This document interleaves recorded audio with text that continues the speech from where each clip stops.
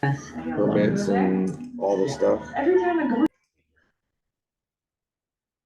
Good morning, everyone. Welcome to Forms class. Today we are going over Form 41. It's no longer called a buyer's agency agreement. That's the first thing. It is now a mouthful. It's the buyer brokerage services agreement. Well, that's the thing that you're going to have to get used to saying. First things first, I did talk and reach out to Northwest MLS on a few occasions, trying to get us, the manual, because, normally in forms class, we're always using the manual to get the insight to the form. Well, I talked to Jeannie Simpson, the lead attorney, and she's not finished drafting it. So she said that they were going to release everything on the 1st, which is only 47 days away from today. We got 47 more days, and we're going to be using this form on every transaction that we have with a buyer, regardless. So that's the thing, like no matter what, you have to have it. So no questions, oh, well, if I'm going to represent them and they don't want to yet, like we're going to dive into a little bit of that, like we did before a couple weeks ago, but it just has to be done. Now you'll still be able to do unrepresented buyers. That is not going away. There's a lot of people are confused and they thought, oh no, now what if someone comes, they want to write up my house, it's my listing. I don't want to do dual agency, limited dual agency, which it's going to be called now, which you got to get used to saying that as well. But you will still be able to do unrepresented buyers. That's not going to go away. They can't force that. So you will still be able to do that. But again, all those same kind of rules applies, about how to fill in the form if you're going to do something like that. But let's go ahead and kind of start diving into this. I have to thank Abby. Her and I cracked the form since I could not get the early version. We cracked the form and then removed all the red lines, and then Abby went ahead and edited the rest of it and turned it all solid black. So this is what the form is going to be. I can't give this out because if they all of a sudden make a quick change before the end of the year and we've got the wrong form, don't do that. You can't start using this yet anyway. This is effective January. This is effective on January 1st because the agency law is starting from that day forward. It's going to be changed. Does anybody remember when the last time agency law was even changed? What year was it? 1987. Nope. Little later. Was it 97? Yeah, 1997. So it's been quite a while. What was that change? You guys remember? I don't. Well, where's Jim? I don't. He's in the office. Jim!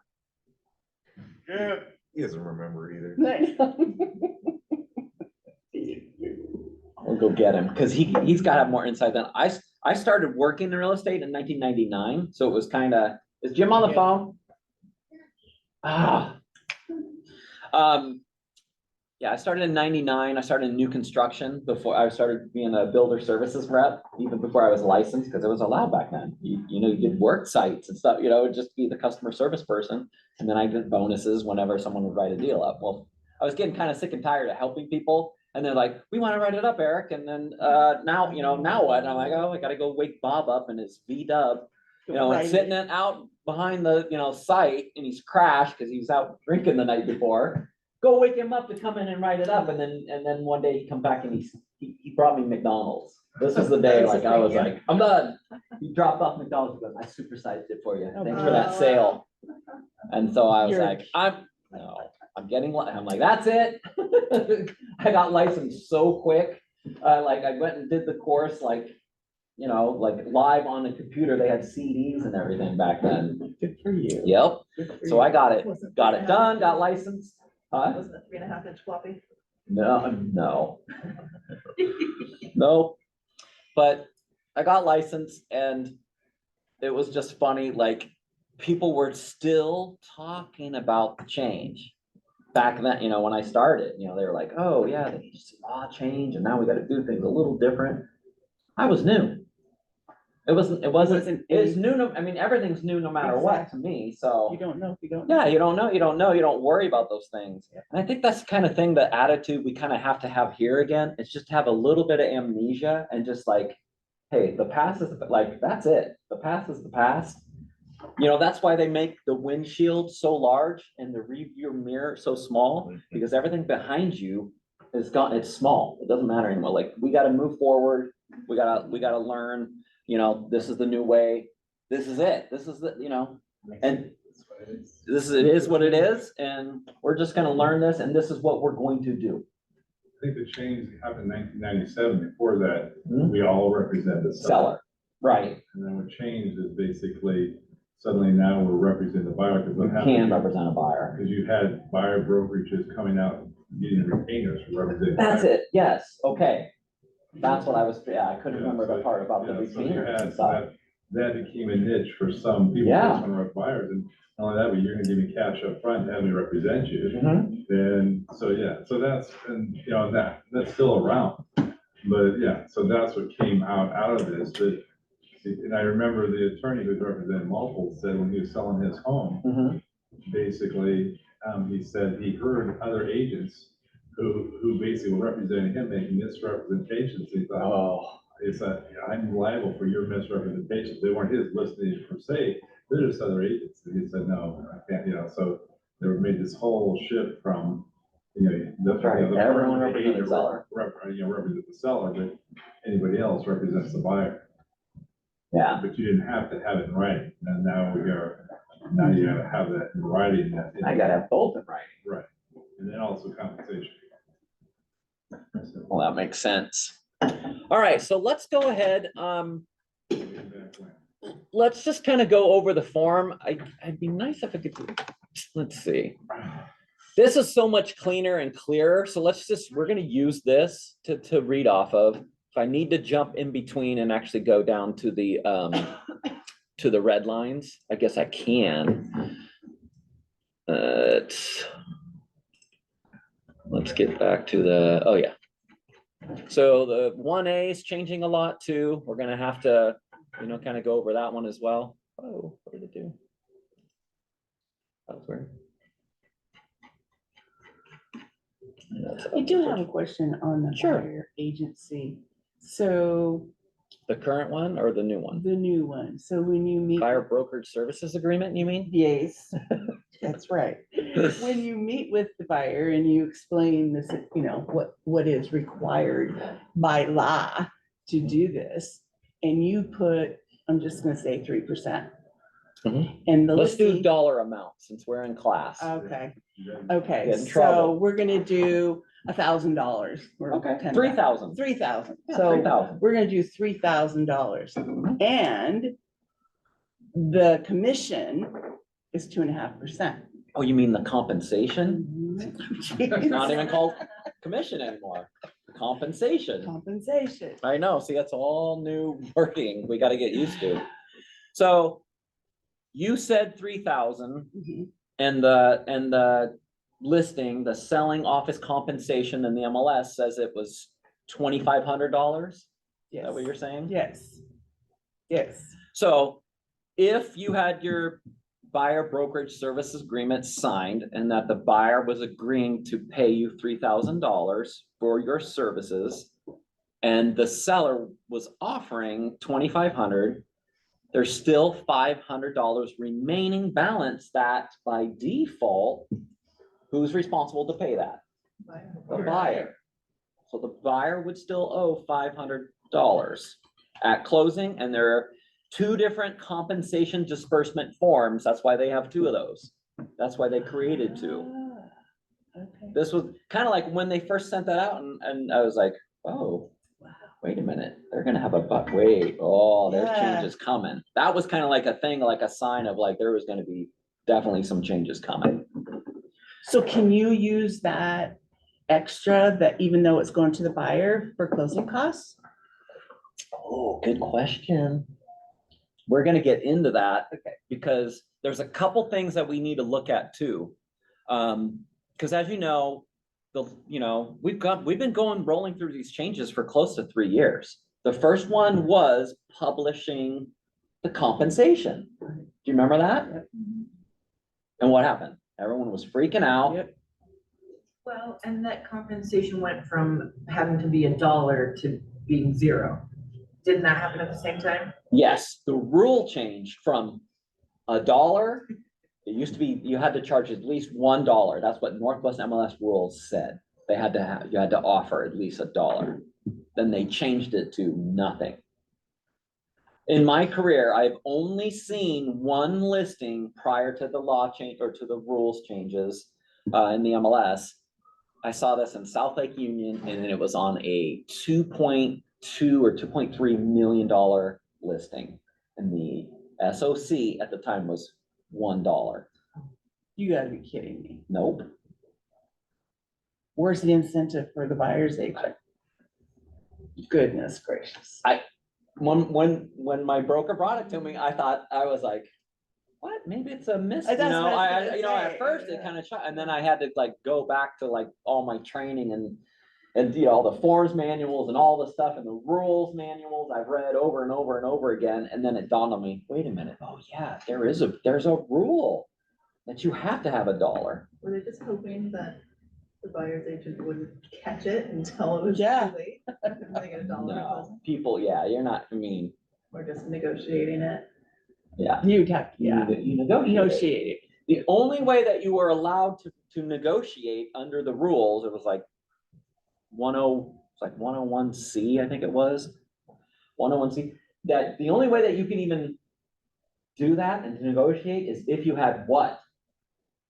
The buyer agency. Buyer agency. In the past, the buyer's agency agreement, you had to have that, or you could not even ask for more compensation. So that has always been in the rules, but now that the rules are changed, it can be 0. But the other rule still applies. If you are going to have a seller pay on the buyer's behalf for the I'm gonna call it the old way, agency agreement, then that was allowed.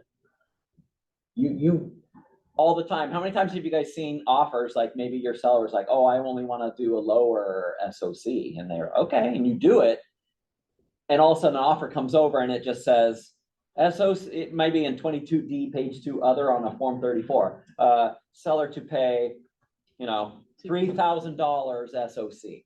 Or whatever it was. Right. And that's all they did. Right. But wouldn't really be allowed. No, it never was. No. It wasn't allowed before, Right.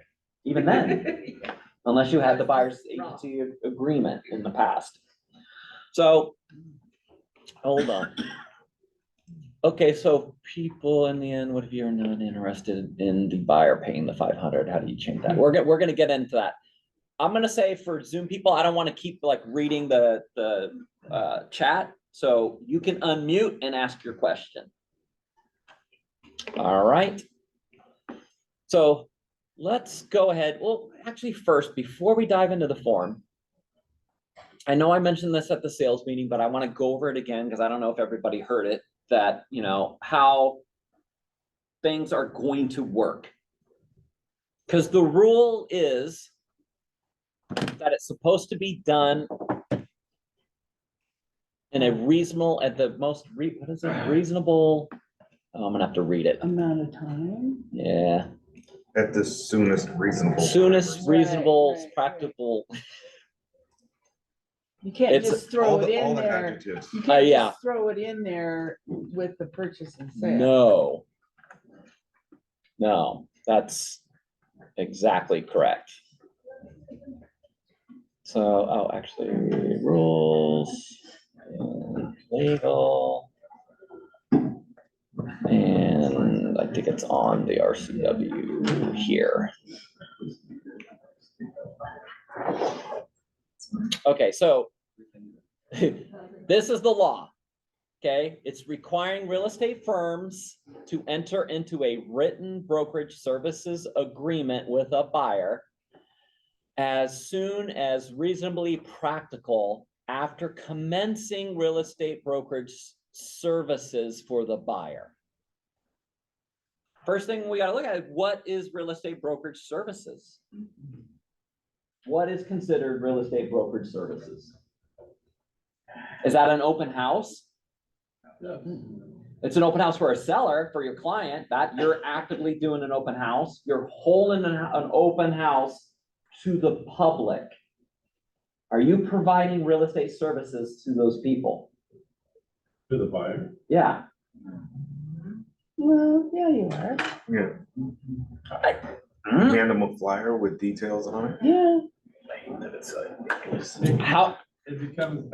well, I mean, well, first of all, how did they just happen to land there? They're like driving around, they saw a sign, they're, oh, let's just stop at an open house. How do typically buyers go and find an open house? Online. They're Online. online, they're on their apps, they're in Redfin, they're in Zillow, they're on everything, right? And Is so they're, Redfin gonna start having people just automatically sign a buyer's agency agreement before they can even get into the website? No. no, because that's not, they're not providing real estate services. That's not considered it anymore. But they still could do that though, that's a. Okay, I'll give you a scenario. Are you gonna, that I'll was give the you one with I'll the, give you a scenario. Person comes in, you're doing open house, they walk in, doesn't matter, they're unrepresented, you ask them, hey, are you represented by anybody? No, I'm not represented by anybody. Oh, that's cool. Hey, I really didn't like the house. You say, well, have you seen house A, B, and C down the street? Really nice. Actually, I haven't, I would love to go see it. Now you book an Yeah. appointment that same afternoon. This is a real world scenario. Because you're a good open house agent is gonna have alternative houses to go look at. Right. Now you go in and show them house A and B, they were down the street right after your open house. Do you provide broker services? Yes. Yes. But was it reasonable to get them to sign something right before? God, no, Yes. you think? I mean. that's that- the key. I mean, realistically, Really? with this realistically, rule, that's the Oh my key. God. We kind of are supposed to now with this rule. If you can No, have someone I would, sign. I would disagree with that. Agent class. I would- basically yeah, I say would he would- So, He would have someone sign just for a I certain would not. house. They're gonna make him Man. sign it right there. Lawyers are gonna be busy these coming years. Yeah, that's true. So this is what the law was not intended to do. You're in an open house, buyer walks in, hey, how you Sign an doing? agreement. I'm Eric with John L. Scott Real Estate. Nice to meet you here. Sign here for the buyer's agency, or buyer representation. Here you go. That's not what the law was Man, intended to do. The law is intended to do is that as soon as you really start working for them, you're like, I'm gonna find you the house. I'm gonna go show you an actual house. and especially if the buyer says, I really want to work with you. Yeah, That's when you can say, well, well, this is what we need to do. To What- make it, Reasonably practical. yeah. okay, so Right. So Can we I run went with and the- showed them that afternoon, and now they're like, okay, in my opinion. This is how I'm, like, that afternoon, now I have, hey, I wanna really start continuing work for you. Great, now I need to get a broker's agreement with you, because that's reasonably practical. so Go ahead, let's run Tracy. with this scenario just one step further. Okay, You show them that A, B, and C. They say, I want to write up B right now. then you have to do that, then it's reasonably practical, Yep. that you have to. sign But then we're buyer's signing agreement the, First, buyer's broker agreement first. okay, Because And it has to then- go in order. Put it on top of the stack. okay, but couldn't we do that regardless? Even if they were signing electronically, I can stack that. Well, and I think that's where reasonably practical is. Yeah. Like, You're gonna have to, I mean, guaranteed, you guys are gonna be like, this is like, whoa, I'm gonna have to get used to like. I mean, think about it this way, when you work with a seller, it's still a little bit different, like, the thing I told Jeannie about, about our conversation about this forum is like, with the seller, we're doing lots of work, we're doing lots of broker services, even before we get that listing signed, all the time. I mean, that happens all the time. The way this new law is written and the way it sounds like it's a lot closer in time than the listing agreement. And she agreed, and she said, yes, that was their intention. Part of the issue is the listing agreement only has 30 days Yeah, supposedly. that's probably gonna get updated. But Ron, I'm with. To have more time? Yeah. Yes. Yeah, I know. And I think the key I point think it's is really important. always have your Once they buyer's say, broker "I wanna work agreement with you," then signed before that's you when sign you go the into purchase it. and sale. Yeah. I can't tell you how many things on SkySlope I get that have, Yeah, No harm done. right. if I was an auditor from the state, I mean, because I'd be like, how can I get a buyer's broker agreement signed after they already have a contract? a good agent. Yeah, that's not good. I have another house I could show you. That's definitely not good. Yeah. So, But they're not gonna be looking for that until January. but it doesn't matter. We gotta be above that Sure. and be ready for it. Right. I mean, buyer's broker agreement first, period, Mm-hmm. then the contract. Even if you're signing it almost simultaneously. So Do it's it one- separate, do it first. Do it first, send it on Authentisign first, because remember, it's not, one thing I've always learned, it's not what you say, it's what you can prove. I sent the Authentisign first, buyer broker agreement, here's a timestamp, Authentisign has a clear marking when you sent it and everything else. That will be all the proof you need, is you sent it first, even if they signed the agreement first. But I know a I lot thought- of you are gonna, hold on. Sorry, I have a A lot question. of you, hold on.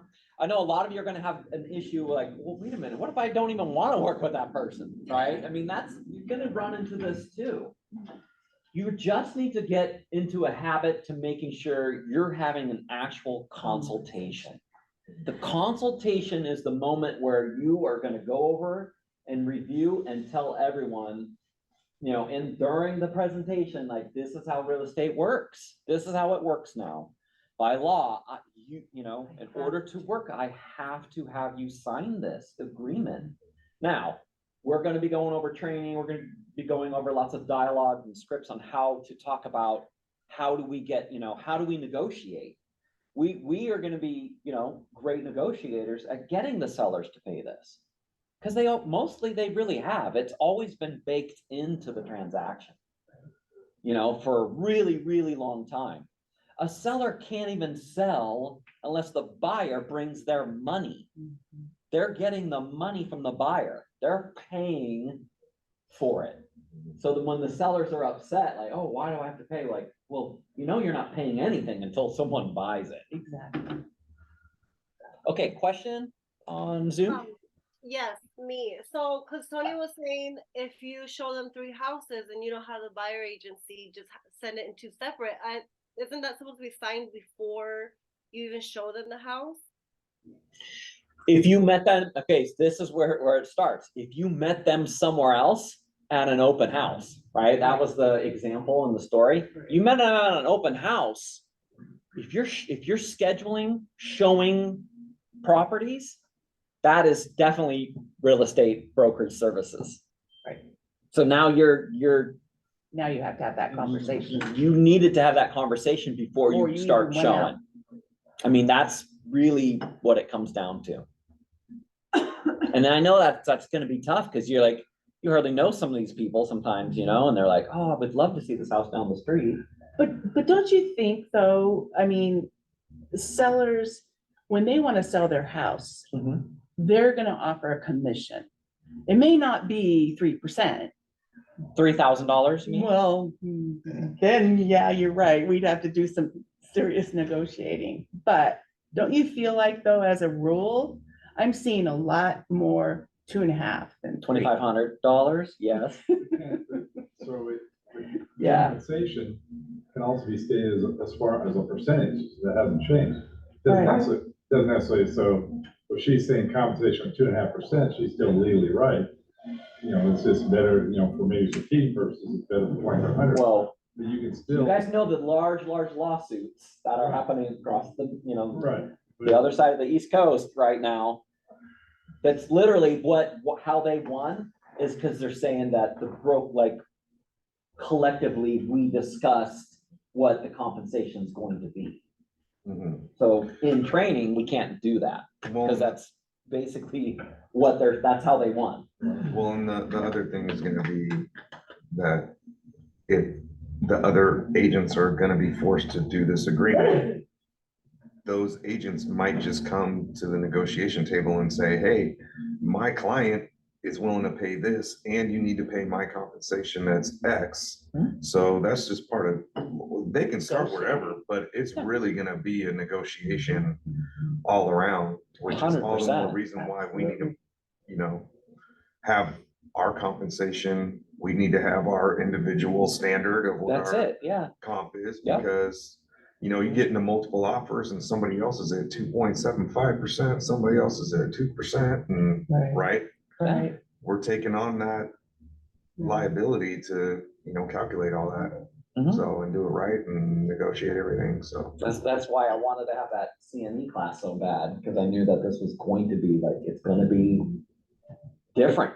People are gonna have, you know, you're really gonna have to like talk about your value and what you bring to the table for the clients. On why they're paying that. And you're gonna have to remind them that throughout our history that it's been that way. It has, it really has. All right, let's start diving into the form, because I know we're gonna have more questions and more things. All right, so buyer brokerage services agreement. This buyer brokerage services agreement is effective upon mutual acceptance, effective date, and is made by and between buyer brokerage firm. So John L. Scott Inc. will go here. You don't have to put Kent North. That's just the firm. It's just John L. Scott Inc. And so it's buyers' names for real property located in the following areas, and it's unlimited if not filled in area. So first things first, you know, the old form, do you remember where this was located? Lower. It was way lower. It was like way down in the middle bottom almost on that first page. So they're making it clear, you know, right from the very beginning, where is, you know, your agreement, what area is it going to cover? So this is really important. Now, unlimited if not filled in, you know, if you've been in any of my forms classes, I've hammered it home over and over and over again about we do not leave blank spaces even if you're using the default. And why is that? Make sure it doesn't get filled in. It's something you don't notice but it's just. Yeah, there's standard- just it's that. Standard of care, right? Thank you. That is the point, because attorneys, when they get a deal and they get clients who are like, yeah, we want to sue these guys. You know, great. The first thing they're gonna do is review the agreement. And they want to see if the broker on the other side, if whoever's representing who, did they actually do a good job? Did they use good, reasonable skill and care? And what they say is they look at and they love it when they see someone who left all the blanks. They're like, oh, we love this. They didn't, it says right in the forms manuals, if you read it, it says fill in all blanks. Like it's in the instructions on how you write offers. Even if you're leaving it the default, you're supposed to write it in. So. But it seems contradictory because these forms are devised by attorneys. Yeah, of course. And so if you were gonna make something and you knew it would bring you more business, wouldn't you make it in a certain way? I'm not disagreeing with that point at all. Yeah. All right, so in this area, I'm suggesting you can write Washington State, King County, Pierce County. If you wanted to like do that, but you guys work with buyers, you know what's happened. Like, oh, I only want to live right here in King County, like South King County. I do not want, I'm not gonna buy a Rambler. You know, I gotta have a 2-story. It's gotta be this color and it needs to be this size yard. They go to Tacoma and buy a condo, right? I mean, it's like whatever they say, like all of a sudden they kind of like, well, you know what, maybe we would be happy living here. And they totally change either area or what they want, price. So I would be careful being too specific in here. You know, like you want to make sure that, because it's unlimited if you don't. You've covered it. Yeah, you want to make sure what you could just put Washington State. So, and it says areas, right? Jeannie said that they got a question from someone during one of the classes that they didn't think about. And they said, can we write an MLS area number? Right? What do you guys think? No, No, Why? the buyer doesn't know. He what that doesn't is. Yes, know. That's right. The clients don't know MLS area numbers and maps. Don't do that.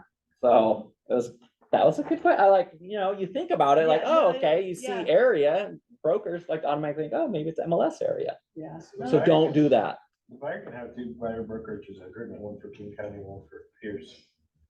With two different agents. If you had an exclusive, and we're gonna break down exclusive and non-exclusive here shortly, but you're 100% right. If I had an exclusive agreement with a buyer for King County, they're wide open to go buy in Snohomish and Pierce and anywhere else. And you're screwed. you're not, yeah, You're not covered. yep, you're not locked into the contract. And now referrals, that would be up to. That's to them, that's their yeah, agreements. Their and- yeah, responsibility, yeah. Even though you referred it and they live in Washington. doesn't matter. Okay. Yeah, because they're the ones making the agreements. Your only agreement is the referral agreement between the broker and firm. So it's, not needed. All right, so definitions, purchases includes a contract to purchase, an exchange, or a contract to exchange, or an option to purchase. So any of those ones is fine. If you got 22C and you're using payment terms for different types of financing and all that, it doesn't matter. It's still covered. All right, so this is a good one, the term. This agreement will expire 60 days if not filled in from the effective date term. If this agreement expires while buyer is a party to a purchase and sale agreement and represented by buyer brokerage firm as indicated on the purchase and sale agreement, the term shall automatically extend until the sale is closed or the purchase and sale agreement is terminated. This is exactly the same as a listing agreement, right? So that same thing happens. If you had a listing agreement, you get under contract and you're in the last week of your actual listing term and you get your pending and it goes under contract, it automatically extends through the closing. You don't have to extend your listing. Same thing for this. Well, let's talk about 60 days.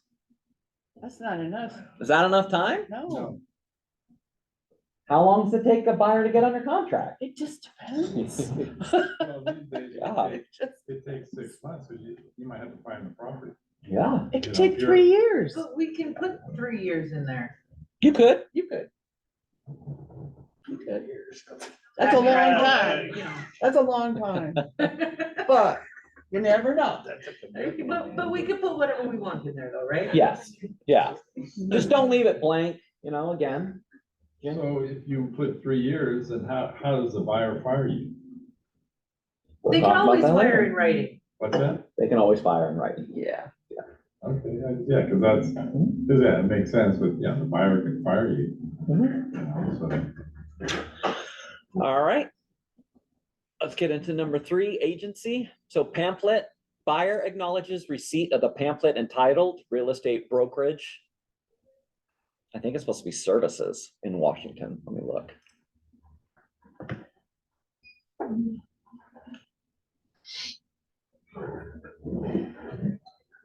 Oh no, it's real estate brokerage in Washington.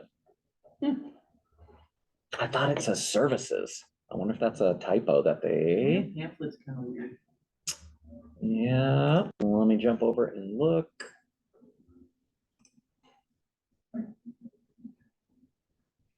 Real estate brokerage in Washington. Okay. I guess that's real estate brokerage in Wow. Washington.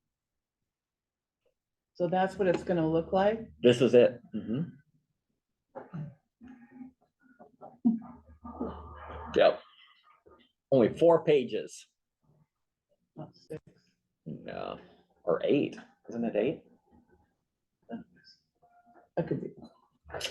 All right, let's go back. It just doesn't sound right, huh? No, it doesn't. Okay, so you don't need to, put initials and signatures on your law of agency pamphlet. You never had to. They never put initial spots or signature lines Right. on the form. You just have to have proof you've sent it to the client. If you're doing it in person, paper, then it's okay to get an initials, make a copy of it, so you got proof you gave it, because otherwise, how do you prove you have it? Probably 90% of people are sending everything through, transaction desk, you're using a Sign. You do not need to drag and drop initials in it, because it's in there, it's time stamped, it's recording everything. Come on. Sorry, I got a deal that's gonna close in January Yeah, 15th. with a buyer. I'm representing the seller. You're doing dual agency? So do I still need to get the 141 signed around? What do you think?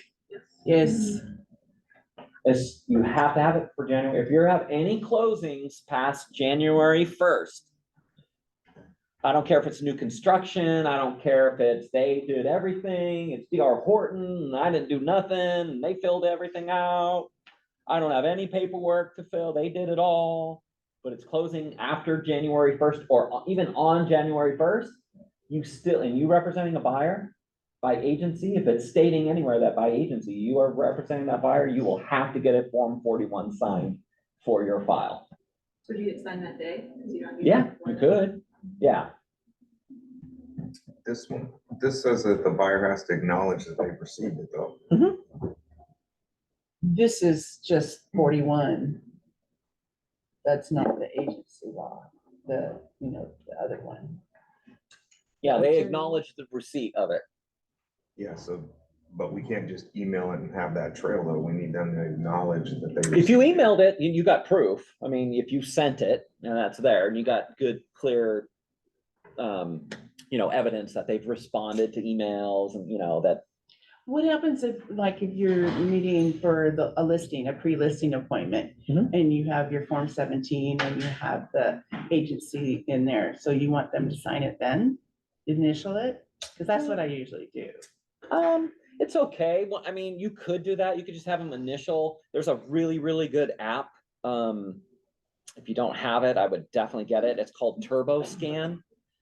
Don't do the free one, but there's two of them I always have. It's Turbo Fax and Turbo Scan. You can actually fax from your phone. You can scan everything, but you literally can be right there in the field and you can scan into PDFs and it goes right into your cloud and you can send it via PDFs, save them as PDFs. Oh, cool. Yeah, it works really, really good. All right, so B is buyer broker. Buyer brokerage firm appoints, this is you should be written in here, buyer broker, to represent buyer. This agreement creates an agency relationship with buyer broker and any of firm's managing brokers who supervise buyer broker, supervising broker. No other brokers affiliated with the firm are agents of the buyer. So anybody else in our, Ken North is not included in that. Agency relationship, buyer brokerage firm's representation of buyer for the purchase of real property in the area shall be non-exclusive if not checked. So we got a default here of non-exclusive agency in the event you don't mark either box. What does non-exclusive agency mean? Means they can work with somebody else. Yeah, they can work with anybody and they don't owe you anything. You could be showing them houses for 3 years on your 3-year term. And if you left it unmarked, they can all of a sudden on that very last day of your 3 years, they go, I wrote up a house. And you're like, what do you mean you wrote up a house? I've been showing you houses for 3 years. What? Are you serious? Yeah. Yeah, it's $50 million. Pays 10%. Sorry, I mean, thanks for showing me everything. I really appreciate you. What do you think is gonna become best practice? Are we gonna be doing like non-exclusive, 14-day agreements or something and then trying to squeeze them into it or entice them into an exclusive agreement or what's gonna? Okay, raise your hand if you love working with the seller and you like doing all the marketing, all the work, all the photos, the drone, the Matterport, the staging, the cleanup, bringing in all your contractors, getting the house totally dialed in, market ready, day one. And then they're like, oh, hey, guess what? I know we got an agreement signed, but I found the buyer myself. So I went ahead and signed a contract with them. Sorry. And you signed a 1B instead of a 1A. That's the non-exclusive listing agreement. But we're not changing the rules around that, right? No, those are still the same. Yeah, I always joke around, like, I don't even do the 1B in the forms class. I always talk about it. In fact, they're in the manual, it tells you the differences between the form. But I'm like, 1A is awesome, 1B is bad. You don't go non-exclusive, because why would you? Especially as a listing agent, you expend so much money up front trying to get everything. You don't ready. spend any money with a buyer? Gas money. And time. Time, Energy. time, big time. What if they tell you, What if they tell you what, Masi? like, okay, I'm working with you, but at the same time, I have met other agents, maybe, I work with them as well, whoever. That's when you have a talk. With that. Then then it's up to you to decide. Do you wanna be at your kid's birthday party and have your phone blowing up and like, oh, I gotta see this house right now? Right? But if they have a non-exclusive, can we go to them and say, look, this is my preference. I only work with people who are exclusively gonna work with me. Heck, yeah, If they sign it, yeah, that non-exclusive with them is, yeah, Goes bye-bye. yeah. I'm with that. Yeah. And if they sign an exclusive with you, can they sign non-exclusive with other agents? No, That's. they're already Well, in they- the contract. Well, they could, they just owe you a compensation. Yeah. Yeah, see, that's the Go ahead thing. and call them. Yeah. Non-exclusive. Yeah. I'm in Hawaii. Yeah, you can go ahead. Go ahead, have them go Yeah. through it. Write it up. Yeah. You'll owe Good me luck. anyway. You owe me money, honey. See, I mean, the rules have always been that way anyway. You could have had buyer's agency agreement. There's people in our firm who've been doing this, for a really long time. And they look at us like, you guys are crazy. You think I'm gonna like leave my family on a weekend and go like leave them at a restaurant because you gotta go see a house and you're gonna drop everything and do everything for someone, and then all of a sudden last minute they're gonna go write it up with someone else? No way. No way. We've had this option forever, you guys. It's always been available to you. We just like to, live dangerously, I guess, and just like, oh, hey, I wanna do all this stuff and maybe they'll buy with me, maybe not, I don't know. You would never do it with a seller. I don't know. I mean, you might have someone who's like, hey, look, I've had someone, I signed an agreement already, it's non-exclusive. So if you're willing to sign a non-exclusive and you find me the house, that's great, I'll do that. I guess you can decide if you wanted to do that. It's up to you. It's your time. Well, Previously, I lost 2 clients, if I were to have something like this, and go after them. well, what do you go after? Did they buy something? Yeah, who owes the compensation? Who would owe it? The buyer. Your contract is with the buyer, it was always with the buyer, so the buyer is who is on the hook for owing it. I asked our in-house attorney, I'm like, boy, are you ready to start working some overtime? No kidding. And she's like, what do you mean? I'm like, well, when this law changes and we got people in contracts and they don't understand Right. exclusive and non-exclusive and all this stuff, like, you're gonna be sending out a lot of demand letters for some compensation to come our way. What if I know, for instance, I know where the guy, went with another agent, I know which house, my cousin told me. Yeah. Coming out of that house, I know what house it's called and all, and I just send it to escrow, you're like, hey, Do you have a buyer's agency agreement? You do? Then yes, we can do that. We did that 2 years ago and we got our broker money. It wasn't the full amount, but they had to pay it. Because when you do that, escrow actually has to go, uh-oh, time out. We have a demand. We've got a demand. It doesn't matter who's right, who's wrong. If there's a demand there, they have to let the parties know, and there's, full transparency. And as soon as that happened, the other agent on the other side was like, oh, yeah, I'm sorry, I didn't know, blah, blah, blah. And we're like, yeah, whatever, you knew. Passed on it, then what are you gonna do? Huh? If the time passed on it, like, let's say a month or two, then you still couldn't go after them? If you have a buyer's agency agreement, an attorney, you'd have to have a demand from an attorney saying you owe this. You bought, you agreed that if you buy a house, that you would pay me. But it doesn't have to be. That's what it says. It doesn't have to be in the term, though, like, it can't be. It has to be Just whatever whatever. amount. Well, Oh, yeah, it's gotta be in the term. Isn't there something though, oh, maybe that's only if they fire you, that if they fire you, but if they buy a property that you already emailed them, that you already brought to their attention. then You're they- talking about procuring cause, yeah, Yeah, procuring yeah. cause is really hard to So- prove, Right, so but that, it can be, that's only in there if they actually fired you, not if. well, I mean, it'd be easy to do if you send them the email, they said, oh, I love this house, let's go see it, you know, the email chain. yeah, And then the lockbox.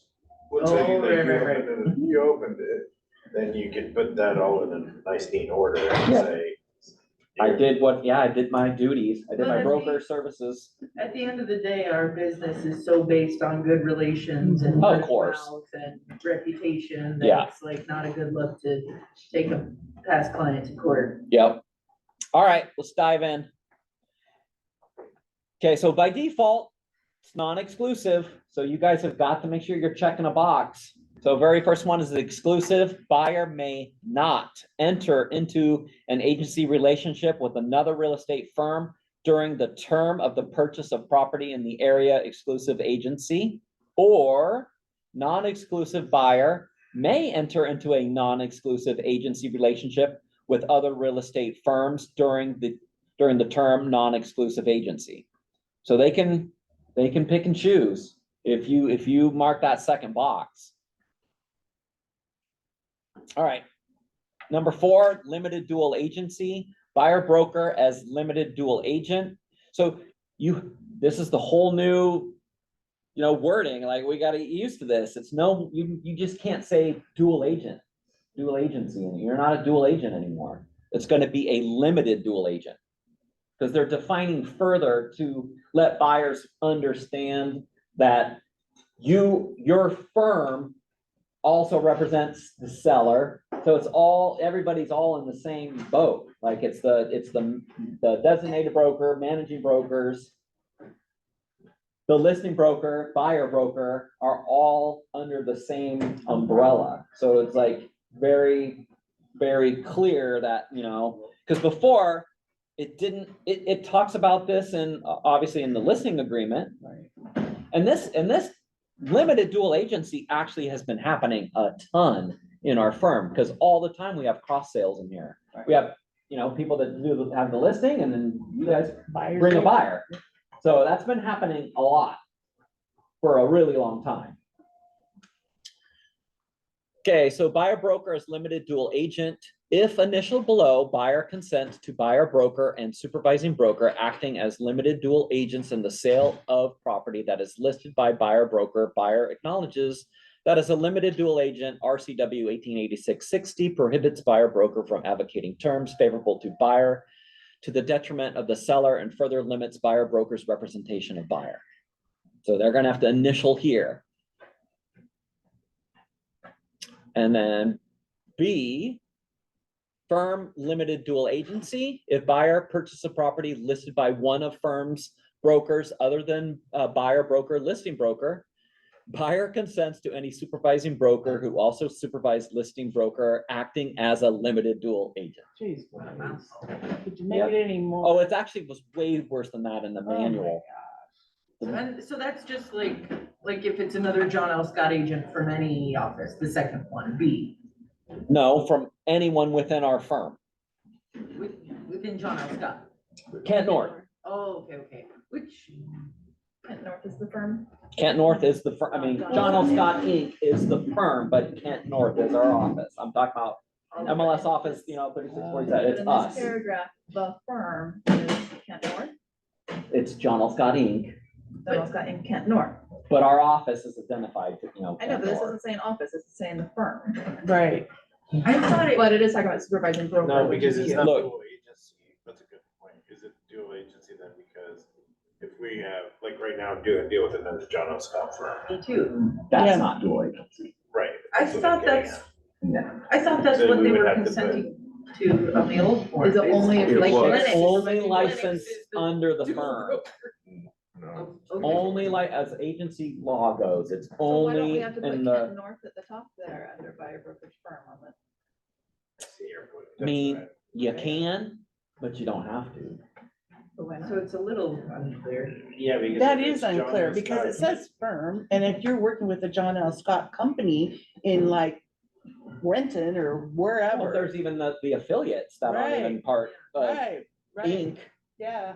So you can put Kent North if you want, that's fine. It doesn't, you don't have to.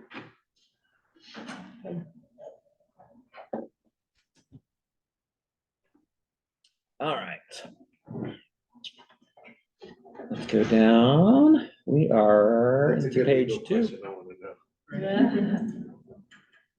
All right, compensation, the compensation for buyer brokerage firms services, the compensation shall be, so we have option A, percent of a purchase price, flat dollar amount, or other. What's other? I don't know. I really don't, I don't understand like what Ferrari. else. Why is it, yeah, Maybe, Yeah, maybe. Two Apple stock. I don't know how John L. Scott's gonna take their cut, but yeah, exactly. We'll figure it out. yeah, we'll figure it out. We'll figure it out. You do, you One find that, weekend a we'll month figure and it one out. weekend a That's what I'm year.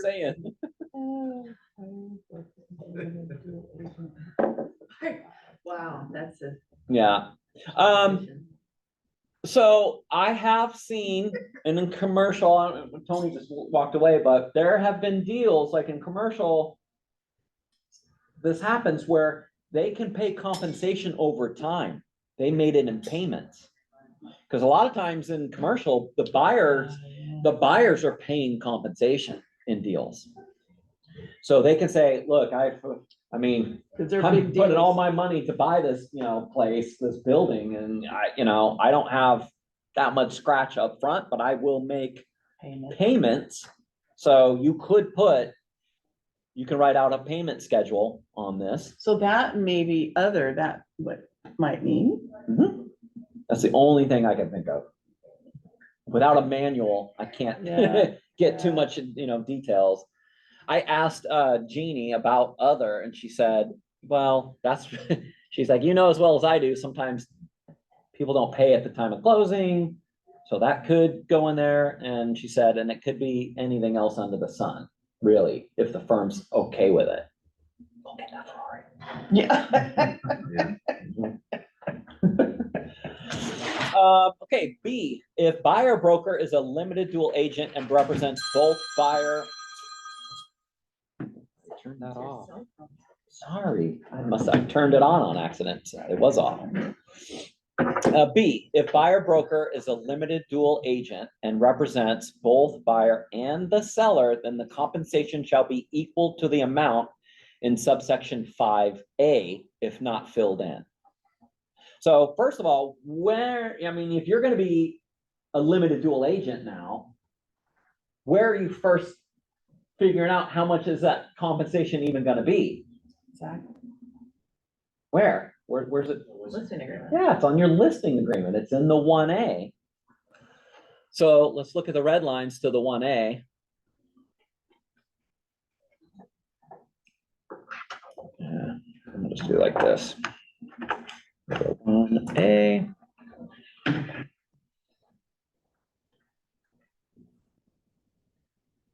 Oop. I don't like this new one. It doesn't show how many. There it is. 7 pages. No, it's 4. So it's on page 1. But if you do limited dual agency. Okay. Where's the, Dual agency, if the listing broker is dual. well, this is removed. This is gone. Oh, okay. Where is, did they move it up? Firm. Is it there? If the listing broker represents. There, Seller. yep. So it's totally moved up and it's now B2. If the listing broker represents both seller and the buyer as a limited dual agent, percent of the sales price or dollar amount equal to the amount in subsection 7B, if not filled in. So they're keeping it the same way. It is separate dollar amount. So all the boxes, I believe, are still going to be the same. The only one that's going to double up is going to be the unrepresented buyer. All of the other boxes are going to be separate dollar percentage amount on what you take. Listing firm compensation is going to be percent of the sales price or dollar amount, or if the buyer is not represented by a buyer brokerage firm, then the listing firm compensation shall be percent of the sales price. So see, this one's the total amount.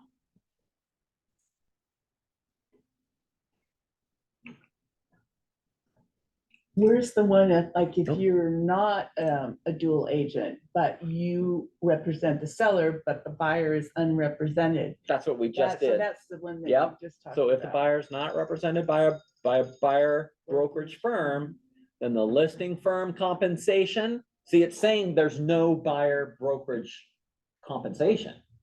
Listing firm is absorbing whatever amount for that transaction. So you got to make sure you're doing, just like our current 1A, that you're doing both amounts in that box. So same as before. I'm glad they didn't change that again. That would have been Yeah. chaos to have to go back and forth for them to update that. All right, and then here is the nice little disclosure, right? This is the state's CYA to keep us, away from lawsuits, class action lawsuits, is that buyer acknowledges that there are no standard compensation rates, and the compensation in this agreement is fully negotiable and not set by law.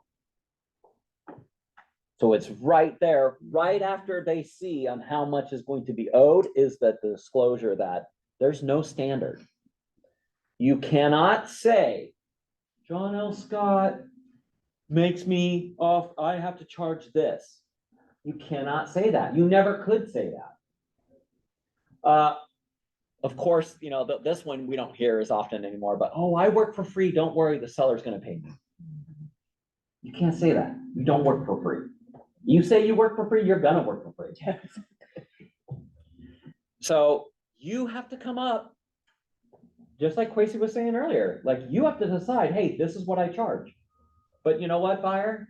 I'm a certified negotiation expert. I am going to negotiate from that seller, and I'm going to get them to pay me the whole amount. Now, if you want to decide and pay, if you don't want to collect that, in the example we gave earlier on, oh, seller's only offering $2,500 and I agreed to pay you $3,000. I don't have $500 left. You can decide not to have the buyer owe that. You can be fine with accepting what is offered. But can you take that $500 and use it towards the buyer's closing costs? You don't have it. Remember? They're short 500. Oh, okay, so just do the opposite. Yeah, That's well, what we're gonna we have to control and wondering. decide what happens if it's higher. Okay, I see one chat.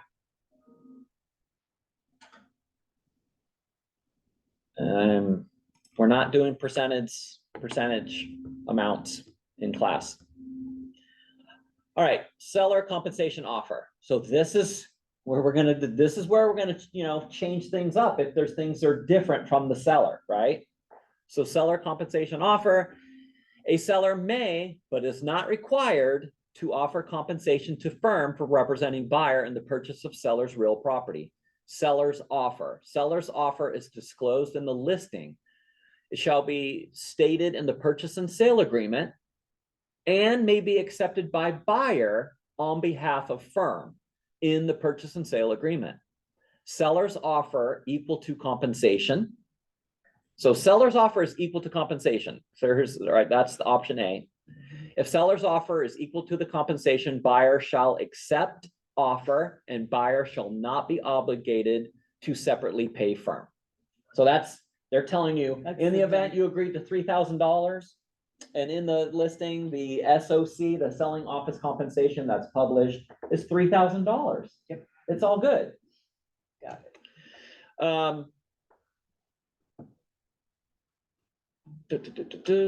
Okay, so now B, here's where if things are different, sellers offer greater than compensation. So you agreed to $2,500 and all of a sudden the SOC selling office compensation that's published in the MLS is $3,000. You get $500. That's above and beyond what you said you would charge. If seller's offer is greater than the compensation, buyer shall accept seller's offer and buyer shall not be obligated to separately pay firm. The amount of seller's offer that is greater than the compensation shall be, now we got a multiple choice box here, paid to the firm, which would go to you, brokers, buyer brokers. 2, credited to buyer to the extent allowed by buyer's lender and any non-allowed allowed amount paid to firm. So like in the event that buyer's getting closing costs, and you guys all know, you got to talk to the lender, what's their cap, you know, that if there's anything remaining left over, where's that money's going to go? Where's it going to go? Well, in that event, you mark that second box all the way, you know, whatever can be used is going to go to the buyer towards closing costs and or prepaids, just like in 22A, page 2, you know, seller credits. It's going to be, it could contribute towards that. And if there's anything remaining, it's going to now go to the buyer broker firm. Amanda? Every time we go see Annie, I tell myself I'm not gonna ask a question that makes her think I'm stupid, and every time I do it anyway. But, I wanted to put a range in here, but I can't do that. So instead, what I'm gonna do is just tell my clients, you know, this is the X range that I work for. And then I'm gonna put, you know, whatever I put is like a solid number, no range. But in the other, I'll put if the compensation is over X, which is the top end of the range that I work for, then that will go to the buyer. So, you know, because I'm You're willing saying to. between like 2.5% and 3% is my range. $2,500 and $3,000? Yeah, 2,000, Hypothetically. 2,500 and 3,000. Exactly, And if they offer 3,500, then I will give you the 500. exactly. In the other section. But if you mark the second one, credited to buyer Yeah, by so, buyer's lender, so in B, I would check. How many of you love going to a restaurant and they're like, hey, this steak and lobster and all the fixing, everything, it's between the tip. $75 and $149. And you're like, well, how much is it? What's your mind gonna go to? Exactly. It's gonna go to the most expensive, I'm sure, where like people don't give range, like Sure, but I mean, you're gonna have a difficult time trying to convey that to a client, because what if they're saying, oh, wait a minute, you said you'd go $2,500 to $3,000. This listing's $2,500. yeah, By contract, it's like, you could say I still owe $500. I don't want to owe $500 still. but it says right there that the buyer is on the hook for, you know, in this agreement that I draft with my buyer, and I have done this already with a few buyers that I've said, look, this is how much I charge. This is my compensation. Mhm. If the amount is more than the high end of my compensation, I'll give it back to you. But if it's in between here and here, I take the whole thing. And so, I mean, can you check paid to firm and other? Can you check 2 boxes there? No. How do you get, How you gonna, So whose decision is it? the overage is paid to firm, except for other, if it's over X amount, then the buyer gets the overage. I mean, I would I wouldn't almost do go that. minimum and then hit them with, hey, you know what? Yeah. I just decided to just bless you with this right here. Here's an extra Yeah. 500 towards your closing costs or home warranty or whatever it might be. Yep. I mean, it's just, if you've already got people to sign it, then, hey, then check other, and then you're gonna have to write it all out, but, I mean, that's not. Sure, kinda I how mean, would be. Did you ask that question during Annie's class? Yes. And what did Annie say? She was like, you can't put a range, next question, or however Yeah, she no, does to me. yeah, I wouldn't No. put a range. I know, she's like, what do you mean a range? And then I'm, she, Yeah. every time, I'm just like, oh, she hates me. I wouldn't But- put I a need a drink after. range. God, she just beats us up. Yeah. Oh, Hey, it's all love, though. She's making sure that you guys Sure. understand that this is a contract. You're held to the standard of care of an attorney when you're filling these out. If you leave any, like, If, mystery in there on what you're gonna do, it's just not, you gotta be concise. What you should be telling your clients is say, I charge X. Right. This is my fee. This is what I charge, but don't worry, I'm gonna negotiate, and in the event, and then verbally, you're gonna say, in the event I can't get the seller, at that moment, we will discuss like what to do about the compensation, and more than likely, I will be fine just, accepting what it is.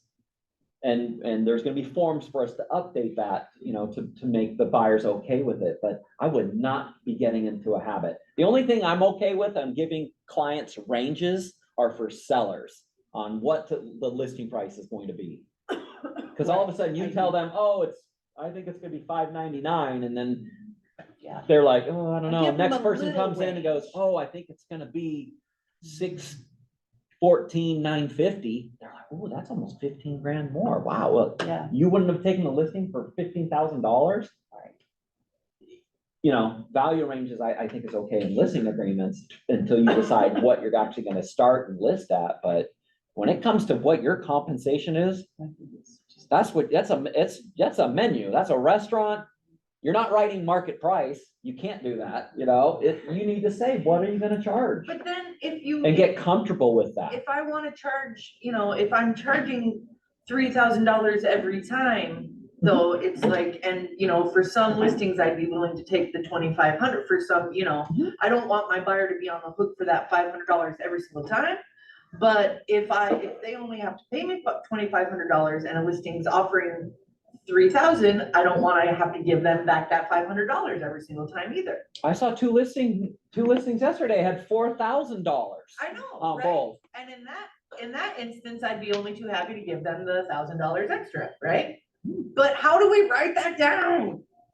You can't, you will change an adjustment to the contract when it comes to that time, because you're not gonna know what the compensation is gonna be until you find them the house. Right. But once you submit the, compensation form along with the offer, if the buyers agree to pay me $3,000 and I submit, then I always have to submit the compensation agreement with the offer. But it also There- says that you charge, if it's 20, let's say it's 2,500, Up it here. says that if there's any overage, then that goes to you. So you don't have So to that's- negotiate the so price that's out. all just Exactly, And then that's if it's exactly the point. 3,500, that's when you're just like, hey, you know what? This one's actually offering 3,500. How about I just get you guys a home warranty? You maxed out on your closing costs. Yeah. I can do So this, Or I just- can put this towards your So closing just costs. verbally tell the client, like, look, this is how much I charge. If it's Yeah. more than that, I'll give it back to you, but generally, it's gonna come to me. If it's more than that, it's a bonus, I'll give you, we can work it out. Yep. So just check paid to firm. Okay, okay. Small. So I was doing some touring, and yesterday, the compensation is like 2%. $2,000, please. $2,000 on certain homes. Okay. How do I go about that if I were to, like, He's gonna amend charge that? him. Well, when you write, okay, so if you want higher compensation, there's two things you will have to have in your tool belt. The first one is well, I'll have to say the old name, the buyer's agency agreement. You'll have to have that stating that the buyer he owes you a certain amount. And if that amount is less on the listing for what's offered in the selling office compensation, in order to raise it, you'll have to have the 41, and then you'll include the 41C that's gonna give the contract to the seller, like, we'll write it up, but we have to raise the SOC to meet the buyer's agency agreement. So you can do that, but you can't do it without it. You can't just say SOC to be $3,000. I might have to come to that, because I'm gonna write a contract. Okay, $2,000. okay, we can do that. Vanessa, you had a question. Go ahead and unmute, please. Yes, so say I got it filled out for 2,500, and there's a lot of houses that fit their criteria, and there's a couple that are $2,000. Do I have to send the ones that are lower if there's a lot of other options? Now, if the buyer's like, I want to see this one, then obviously that's a different conversation. But can I just skip over the You're ones ahead. Perfect timing for the question, because we're just about there in the form. So get ready. All right, so everybody pretty clear on how this new section works and what's going to happen? It's kind of similar to what happened before when they updated the 41 before. So it's fairly similar. You're going to have to decide, and you know, right from the get-go, I think you've got to say, what do you charge? What is your compensation? That's what I charge. This is what I charge. You're going to have to get used to saying it. All right, so here is the next section. Seller's offer less than compensation. If seller's offer is less than the compensation, buyer shall accept seller's offer, if any, and so it's going to be pay the balance of the compensation to firm at closing, or I'm surprised they didn't number those. Yeah. Because that one's kind of, well, I'll have to ask her about that one. Or request that the seller pay the balance of the compensation to firm as part of buyer's offer to purchase the property, or a limited dual agent, or CW 188660 prohibits buyer broker from advocating terms favorable to buyer to the detriment of the seller and further limits buyer broker's representation of buyer. So if seller's offer is less, see, you're going to have to like automatically, I mean, you're going to mark this. You're going to be marking this pretty much all the time, because you're not going to know Right. until you find the house. And that was my question when we went to Anna's meeting. How do you know? Yeah, you don't know. So here, this is it. You're going to request the seller to pay the balance of compensation to firm as part of buyer's offer. Okay, number 7 is compensation terms. The compensation is due except as otherwise agreed herein when buyer purchases real property located in the area during the term, and exclusive agency. For exclusive agency, the purchase closes. B, non-exclusive agency. For non-exclusive agency, the purchase closes and buyer brokerage firm represents buyer in such purchase as indicated on the purchase and sale agreement. So buyer's going to have to initial and date those. Or C, compensation after expiration. So now we got kind of like a tail provision. Compensation after expiration, if within 60 days, if not filled in, after the term, either 1, exclusive agency, buyer purchases a property that was brought to the attention of buyer during the term of by the efforts or actions of firm, or through information secured directly or indirectly from or through firm, or a property that buyer inquired about to firm during the term. Compensation is due when the purchase closes. So now we got a tail provision type of a clause that's going to help cover us in the event that maybe the buyer's like, oh, I only want to do 30 days for a term. You guys do 30, well, all of a sudden, 88 days later, you find out they bought a house that you went and showed them. Now you have a right to that compensation from the buyer still. You're like, hey, I showed you the house, you went directly, why did you do that? You know, so there's another kind of layer of protection in here to cover in the event that the buyer does something like that. Now we got 2, non-exclusive agency. Buyer purchased a property for which buyer brokerage firm presented a written offer to the seller on behalf of buyer during the term. Compensation is due when the purchase closes. I love this one.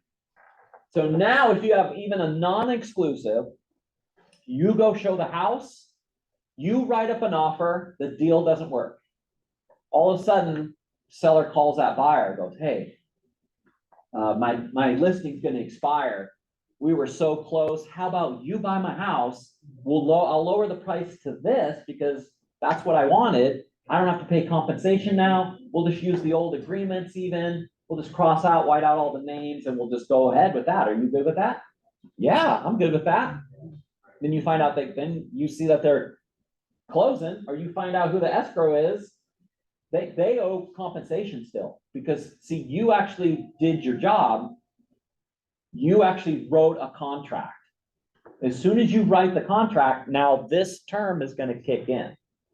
So that's even more added protection, even with a non-exclusive. And this is why Annie said she believes we will see more non-exclusive contracts that we've ever seen in history.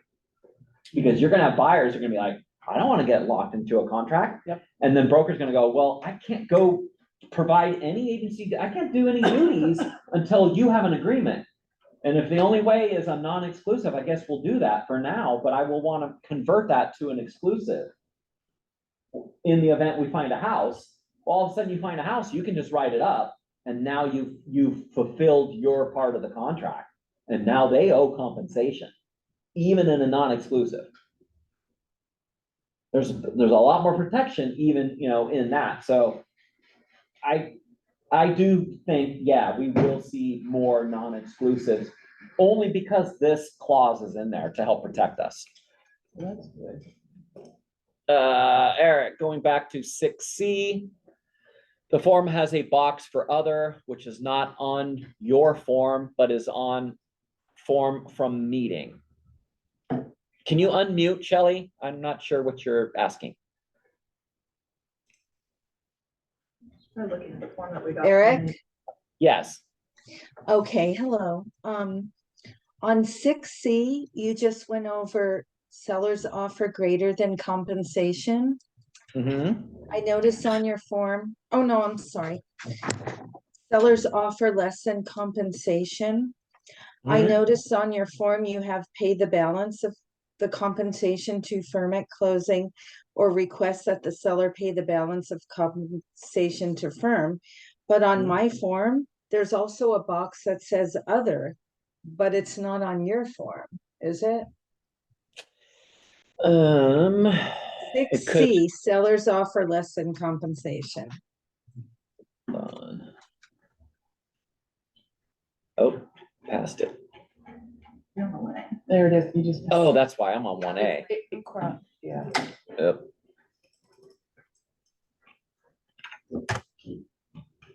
Uh,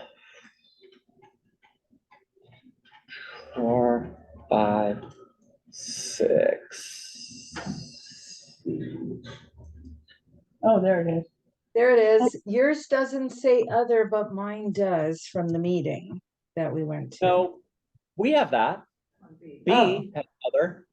No, not B, C. Mine says other on C. Below request that the seller pay the balance. Below that says Oh, is it other. down some more? I don't see it. Yeah, I don't either. Maybe it was just revised. Maybe. Okay, I was just wondering. Yeah, but you're gonna be marking that second box. You're not, yeah, otherwise, the buyer's gonna be paying the balance no matter what. Yes. You don't wanna do that to them. Well, I just wanted to make you aware there was an other box in case. Yeah, not on this one. Okay, thank you. Yep. All right, so we are back in, okay. So we read okay, provided that in either event, if buyer or the seller pays compensation to another real estate firm representing buyer in conjunction with such a sale, the amount of compensation payable to firm shall be reduced by the amount paid to such other firms. So they're still retaining the rule that you can only pay one firm. You really got to get ahead of it. You know, it's going to be super hard to go sue a buyer. I mean, it's always been that way. So you really got to make sure that you're ahead of it. Just like Kamal said, he found out, he knows where that other deal is closing and everything. You do that, we can send a demand. We can send that compensation form. Wow. All right, so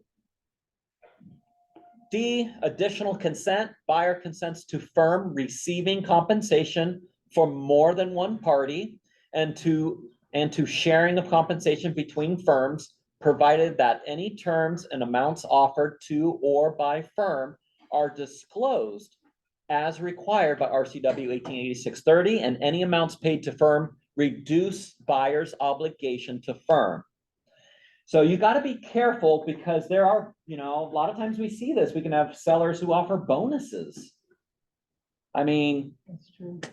gosh, I remember way back in like the crash days, like 2008, 9, there were builders and stuff offering free Mercedes Benz to the selling office broker for sale on some of these luxury listings and stuff. And I was like, what? How do you handle that? Buyer gets half or bonus, or so that's why you really got to think hard. Like, you're getting this agreement signed way up ahead before you're shopping for houses, right? You don't know what you might encounter. You might come across one of these $4,000 selling off as compensation listings. I don't know. That would be kind of nice to get in these slower times. So I think as long as you are confident and you can explain to the client exactly, at the time of your consultation, that sometimes this happens, but it's rare, but it does happen once in a while. If you're going to immediately tell them, I'm going to give you whatever's above, I don't know, what if it's a Mercedes? Right. Might be getting a new car, buyer. Yeah, so the buyer's like, wow, when do I get my Mercedes? Yeah. And you're like, yeah, I don't know. I guess you better really think about it before you put it down into the contract. Cancellation without legal cause. For exclusive agency, so it's only for exclusive, if buyer cancels this agreement without legal cause, buyer may be liable for damages incurred by firm as a result of such cancellation. So, I mean, they're gonna have to know that if they're gonna decide to cancel this, that it should be done in writing. I think that they're going to do a form for cancellation. I think it's actually gonna be a form this time. Let me see if red lines, I don't think they. And is John L. Scott gonna come out with our own version of this? Yes, yep, it's coming. In fact, I was trying to get it for today's class, but then I was like, ooh, what if they don't? It's gonna have revisions. I didn't want to like put it out there in case it's early. Legal costs. Well, We can, it's stupid if you don't know, but. yeah, I mean, it could I be, don't remember that in Annie's thing. if you don't uphold your duties, I guess that could be considered legal cause for someone to say, But well, we you could didn't. We could mutually. Yeah, you can mutually agree to do that. But in the event you sign this around and then you're like, oh, buyer's like, hey, I want to go see this house. Can I go see that? Oh, I can't, man. Sorry. Can't go see it. Then they go say, like, I need a house. Because the other one, the buyer agency Mhm. agreement, so the buyer can just cancel this at any time. Mhm. It didn't even say it had to be in writing. It just said they could cancel. They send you a text message and say, I'm this is done. done. I'm done. So it was really easy to get that Yeah. done. Well, and they signed. still they can send you an email and say, hey, I'm no longer want to, work But together that's what I'm saying, but that says, well, you need legal cause. without legal cause. Without legal cause, they're an exclusive, you can't cancel it. Oh, I see. I see now. So if you weren't upholding your duties, that's the only thing I can think of, like why they can say, hey, my So they legal, can still- my legal cause to cancel this with you is that you won't, I'm trying to get you to go show me a house and you're not even doing that. I've been trying for 2.5 weeks. Yeah, okay. Like, you're not getting me any info on the house. You keep putting me off. Sorry, I'm done. I don't have time. Okay. I need a house. No, that makes sense. Okay. Alrighty, number 8. This is gonna be, this is where it's gonna really, the rubber's gonna meet the road on the buyers controlling what listings they wanna see. This is what came up earlier that Vanessa brought up. So showings, listings, and VA financing. Showing properties, buyer broker shall or shall not, and it shall not, if checked, or if not checked, excuse me, but please check a box, be obligated to show properties to buyer for which there is no seller's offer. Is that, I think that's And- missing. Hold on a second, let's look at that, make sure it's. Oh, wait a minute, I did go back, I passed it. Big. Yeah, shall be obligated to show properties to buyer for which there is, so it's different, huh? No seller's offer. Be obligated to show properties, And the buyer has not agreed to pay the compensation. yeah, shall not be obligated to show properties. Shall not be obligated to show properties to buyer for which there is no seller's offer of compensation, Yeah, right? compensation's in it. Well, it's at the No. very end. Offer. Properties by which there's no seller's offer and buyer Has not. not agreed. Does that doesn't make sense, does it? No, there's many things that. that's why I- No seller's offer. The seller is not, it has a $0 SOC. And this is saying, am I as a buyer broker obligated to show those properties with 0 SOC or not? And the default is yes, I am obligated. Yeah, but no seller's offer is not clear. No It should seller's be offer of compensation. compensation. Mhm. You missed it. Is that one missed off of No, the other one. It's the same. Yeah. Same. offer should be and offer. buyer has not agreed to, Seller's offer. so that's, Is there someplace earlier in the form where it says seller's offer shall be known as whatever, like they define it, like they already defined that. I'm gonna have to term or research this one. A and B, I'll have to ask. To be obligated to show properties to buyer for which there is no seller's offer and buyer has not agreed to pay the compensation. B, listings, buyer broker shall bring listings to the attention of buyer regardless of seller's offer. Exceptions, so that you can mark this and write in. And then C is VA financing. Due to VA regulations, if buyer is obtaining VA financing, the compensation must be paid by the seller. Whoa. Because that's the laws. The buyer is prohibited from paying compensation. This rule really, really helps us solidify the whole conversation with our sellers on whether or not you're gonna offer compensation to begin with. So when you're there doing your consultation with your sellers, they need to understand that, you know, the rules are, you have the option to offer 0. That's the rules. You can say, I'm not paying anything for the buyer's broker. But do you want Firm. your house sold? But if you do that, I have to tell you that, you know, by law, the VA will not allow a buyer to pay the compensation in a sale. So you are eliminating all veterans from buying your home. They're not, you're basically telling every veteran that you can't sell to them. Which You is don't wanna sell like, to them. then are you in, you know, federal housing fair housing laws seller? I mean, why not? You're excluding all the military buyers. That seems like discriminating to me. Yeah, I don't know. I mean, that came up in the court case and, you know, and. Not and- another class action. I Yeah. mean, Let's I just, stop. like, Let's but that, stop but the that would be method. against the sellers. That would be against, not us. I know, would that be was a them. part of the argument, I know, for We that have court to- case, but it didn't really, Who didn't matter doesn't much. have The sellers that have all the equity that we help them get, you know, come on. Well, what I happens, mean- what happens That's if not you the way wrote to it do it. in the purchase and sale that, buyer to pay escrow fees? So the seller doesn't have to pay it. Yeah, so VA is, you know, they're actually by law, or, you know, that their ruling is that seller is to pay for their half of escrow and that $300 fee, right? That automatically, every time you do a deal, right? As soon as you're having financing and, or if you're the listing broker, you get a deal that's a VA, the first thing you should be going to in your eyes is that 22A, page 2, where Yep, the, that box. where it says the checkbox. If that box is blank, your seller's paying that half of escrow for the buyer and the $300 fee right away. So if you're a listing broker, you're not explaining that to the seller, the buyer has the option. They finally updated that rule. The VA updated the rule to allow buyer to decide if they want to pay it on their own, because they were getting beat out on offers left and right during super frenzy market.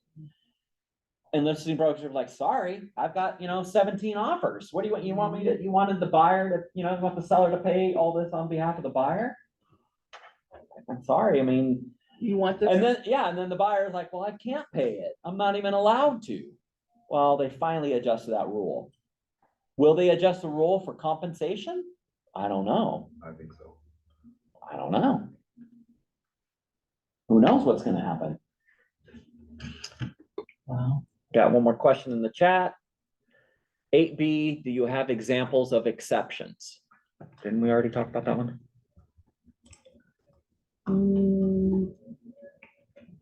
No, we really didn't. Okay, well, listings, buyer broker shall bring listings to the attention of buyer regardless of seller's offer And then of exception. compensation. Exceptions, you can mark this and say no. Well, first of all, you can say showing properties buyer broker shall not be obligated to show properties to buyer for which there's no seller's offer of compensation. But what if you have some sort of a limit, like you wanna say, I don't Yeah. want to show any properties below 1,000. There you go. Now you got an exception. You can say, remember Amanda's thing about, hey, I only want to, if it's above 2,500, I'm okay. Well, now your exceptions is marking this box, and you can say, if SOC is $2,500 or greater, that's an exception to allow, or under, or what, you can fill this in if you wanted to define it. All right, number 9, no warranties or representations. Firm makes no warranties or representations regarding the value or the suitability of any property for buyer's purposes. Buyer agrees to be responsible for making all inspections and investigations necessary to satisfy buyer as to the property's suitability and value. Inspection recommended. Firm recommends that any offer to purchase a property be conditioned on an inspection of the property and its improvements conducted by a licensed inspector. Firm and buyer broker have no expertise in these matters, and buyer is solely responsible for interviewing and selecting all inspectors. Initial and date. Same old stuff. No distressed home conveyance. Firm will not represent or assist buyer in a transaction that is a distressed home conveyance as defined as chapter 61.34 RCW, unless otherwise agreed in writing. A distressed home conveyance is a transaction where a buyer purchases property from a distressed homeowner, defined in chapter 61.34 RCW, allows the distressed homeowner to continue to occupy the property, and promises to convey the property back to the distressed homeowner, promises the distressed homeowner an interest in or portion of the proceeds from a resale of a property. So that's the same revised code of Washington that's been in there before. Number 12, fair housing.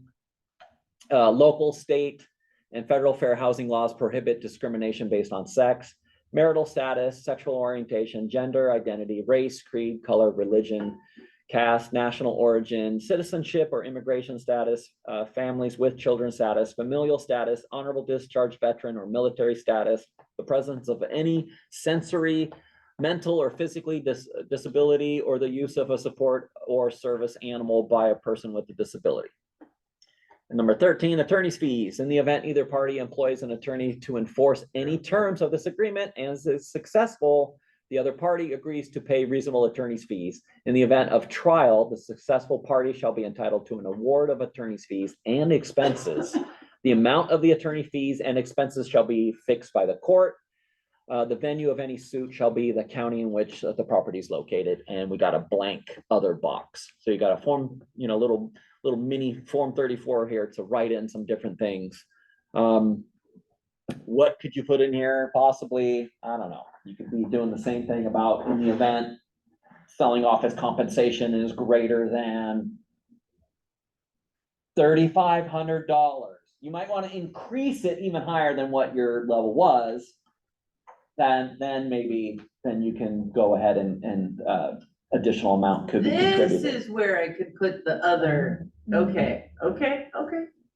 So set your standard. But keeping in mind that maybe there's a Mercedes. Right. Oh, see, things you guys didn't think about. Huh? I said I thought about it. You did, huh? You're right. All right, so date it, buyer signature. I don't know why they put the date before the signature. I know. That is interesting. Buyer's email address, buyer brokerage firm license number. All this will automatically fill in from your transaction desk. Please use your transaction desk for writing all offers, even if you're signing in person. You know what I was thinking? Go up and remember we were talking about VA Yes. and then it had exceptions? Mhm. Is that where you could write in exceptions that, buyer to pay, all of escrow or half of escrow? No? No, because that's in your agreement only. Is there gonna be something on the listing agreement that talks, because like the fair housing there says all veterans. And so is there gonna be something on the that's listing on there. agreement that says, hey, seller, if you're not offering any compensation, be aware. It doesn't that you-" say, it does I not mean, say that. 'cause It's there- not specific in 'Cause that. that right there to me is a glaring issue. And I'm not an attorney, but that's not good, I don't think. Cause it's putting the liability on the seller to where because they don't wanna pay commission, then they could be in danger of violating fair housing. So it's exactly the same. Veteran, military status. But I mean, that's the fair housing portion of what on how you're gonna choose to accept an offer. Sure. That doesn't detail the compensation portion. And that does, I mean, and it doesn't, unless they signed a exclusive saying that they would pay some compensation, which that's a different question, but it doesn't mean that the agent has to charge them.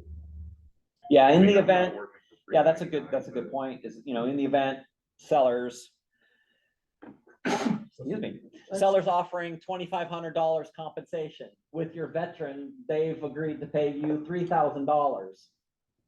But they can't. They can't pay the difference. So, I mean, that's something you're gonna have to keep in mind if you're Well, working I'm- with I'm a thinking VA more- buyer. I'm thinking more in the event where the seller's just straight, like Lennar, Uh-huh. where they straight up say, nope, we're not paying you anything. Then Lennar, I mean, there's a freaking lawsuit. Lennar, you are discriminating against veterans.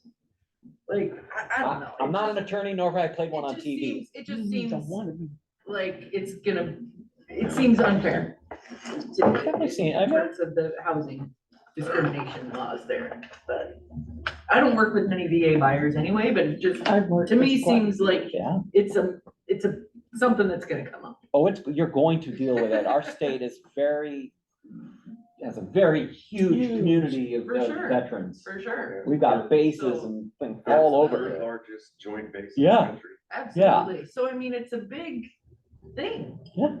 It is. Well, I guess they're probably gonna have to add something specific to VA buyers and compensation on the listing agreement, I feel like. Oh, they did. They updated they've updated the 1A. You can see how red it is. Yeah. Everything taken out A lot of changes. and stuff, you know, written in.